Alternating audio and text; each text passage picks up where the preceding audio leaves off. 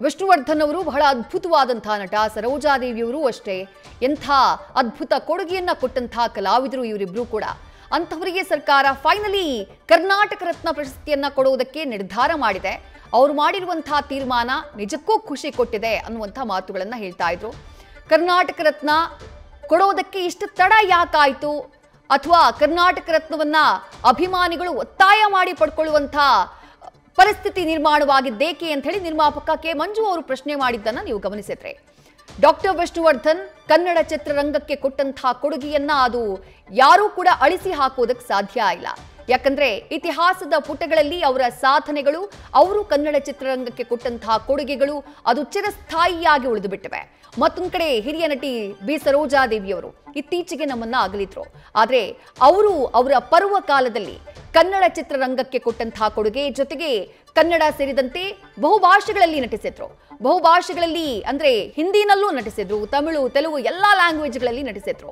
ಆ ಕಾಲಕ್ಕೆ ಭಾರತದಲ್ಲಿ ಲೇಡಿ ಸೂಪರ್ ಸ್ಟಾರ್ ಆಗಿ ಗುರುತಿಸಿಕೊಂಡಿದ್ದವರು ಬಿ ಸರೋಜಾದೇವಿಯವರು. ಅಂಥದ್ದೊಂದು ಗೌರವವನ್ನ ಚಂದನವನಕ್ಕೆ ತಂದುಕೊಟ್ಟಂತಹ ಹಿರಿಯ ಕಲಾವಿದರು. ಮಾಳವಿಕಾ ಅವಿನಾಶ್ ಅವರು ನಮ್ಮ ಜೊತೆ ದೂರವಾಣಿ ಸಂಪರ್ಕದಲ್ಲಿ. ಮೇಡಮ್ ನಮಸ್ಕಾರ. ನಮಸ್ಕಾರ. ಫಸ್ಟ್ ಆಫ್ ಆಲ್ ನಿಮಗೆ ಕಂಗ್ರಾಚುಲೇಷನ್ಸ್ ಹೇಳಬೇಕು. ಯಾಕಂದ್ರೆ ನೀವು ಮುಖ್ಯಮಂತ್ರಿಗಳು ಹಾಗೆ ನಿಮ್ಮ ಟೀಮ್, ನೀವು ಹಾಗೆ ಶ್ರುತಿ ಅವರು, ಜಯಮಾಲಾ ಅವರು, ಸಿಎಂ ಹಾಗೆ ಡಿಸಿಎಂ ಅವರನ್ನ ಭೇಟಿ ಮಾಡಿ ಮನವಿ ಮಾಡ್ಕೊಂಡ್ರಿ. ಸರ್ಕಾರ ಪರಿಗಣಿಸಿದೆ. ಎಷ್ಟು ಖುಷಿ ಕೊಡ್ತಾ ಇದೆ ಈ ನಿರ್ಧಾರ ಮ್ಯಾಮ್? ನಾನು ಮತ್ತೆ ಶ್ರುತಿ ಇಸ್ಕಾನ್ ದೇವಸ್ಥಾನಕ್ಕೆ ಬಂದ್ವಿ. ನಾವು ಬಂದಿದ್ ಗಳಿಗೆನಾ ಅಂತ ಅನ್ಸುತ್ತೆ. ದೇವರೇ ನಕ್ಕು ಈ ಬಿರುದನ್ನ ಘೋಷಣೆ ಮಾಡೋ ಹಾಗೆ ಮಾಡಿದೆ. ಸರ್ಕಾರಕ್ಕೆ ಮೊದಲನೇದಾಗಿ ಧನ್ಯವಾದಗಳು. ಮುಖ್ಯಮಂತ್ರಿಗಳು ಮತ್ತು ಉಪಮುಖ್ಯಮಂತ್ರಿಗಳು ಮತ್ತು ಎಲ್ಲ ಮಂತ್ರಿ ಮಂಡಳ ಎಲ್ಲರಿಗೂ ನಮ್ಮ ಹೃದಯಪೂರ್ವಕ ಧನ್ಯವಾದಗಳು. ಒಟ್ಟು ಚಿತ್ರರಂಗದಿಂದ ಅವರಿಬ್ಬರು ಮನಸ್ಸು ಮಾಡಿದ ಹೊತ್ತಿಗೆನೆ ನಮ್ಮ ಮನವಿಯನ್ನ ಸ್ವೀಕರಿಸಿ ಅದಕ್ಕೆ ತಕ್ಕ ಗಾಂಭೀರ್ಯವನ್ನ ಅವರು ವಹಿಸಿ ಇದನ್ನ ಕ್ಯಾಬಿನೆಟ್ ಅಲ್ಲಿ ಡಿಸ್ಕಸ್ ಮಾಡಿ ಇವತ್ತು ಈ ಬಿರುದನ್ನ ಘೋಷಣೆ ಮಾಡಿರೋದು ನಮಗೆ ಬಹಳ ಒಂದು ರೀತಿಯ ಕೃತಜ್ಞತಾ ಭಾವವನ್ನ ನಮ್ಮಲ್ಲಿ ಮೂಡಿಸಿದೆ. ಹಾಗಾಗಿ ಮೊದಲನೇದಾಗಿ ಸರ್ಕಾರಕ್ಕೆ ಧನ್ಯವಾದಗಳು. ಅದಲ್ಲದೆ ಅಭಿಮಾನಿಗಳು ಎಲ್ರಿಗೂ ನಮ್ಮ ಅಭಿನಂದನೆಗಳು.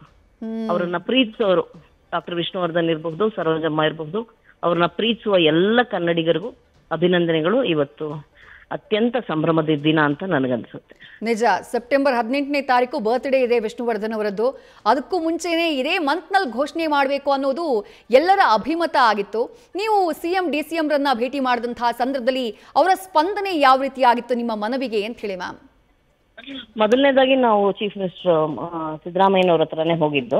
ಅವ್ರು ಹೇಳಿದ್ರು, ಹೀಗಿದನ್ನ ಕ್ಯಾಬಿನೆಟ್ ಅಲ್ಲಿ ಕೂತೆ ಮಾತಾಡ್ಬೇಕಮ್ಮ, ಏಕಾಏಕಿ ನಾನು ತಗೊಳ್ಳೋ ನಿರ್ಧಾರ ಅಲ್ಲ, ಮಂತ್ರಿಮಂಡಲ ಒಪ್ಪಿ ಮಾಡ್ಬೇಕು, ಹಾಗಾಗಿ ನಾನು ಇದನ್ನ ಕ್ಯಾಬಿನೆಟ್ ಅಲ್ಲಿ ಪ್ರೆಸೆಂಟ್ ಮಾಡ್ತೀನಿ ಅಂತ ಅವ್ರು ಹೇಳಿದ್ರು. ಅದಾದ್ಮೇಲೆ 2 ದಿವಸಕ್ಕೆ ನಮಗೆ ಉಪಮುಖ್ಯಮಂತ್ರಿಗಳು ಸಿಕ್ಕಿದ್ರು.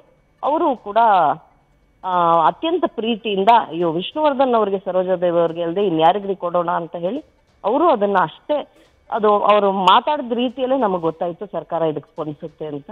ಅದೇ ರೀತಿಯಾಗಿ ನಾವು ಹೋಗಿ ಬಂದು 4 ದಿನಗಳಾಗಿವೆ ಅಷ್ಟೇ.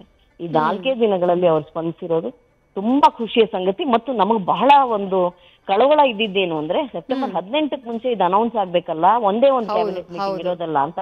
ಗುರುವಾರ ಕ್ಯಾಬಿನೆಟ್ ಮೀಟಿಂಗ್ ಆಗತ್ತೆ, ಮುಂದಿನ ಗುರುವಾರ ಸೆಪ್ಟೆಂಬರ್ 18.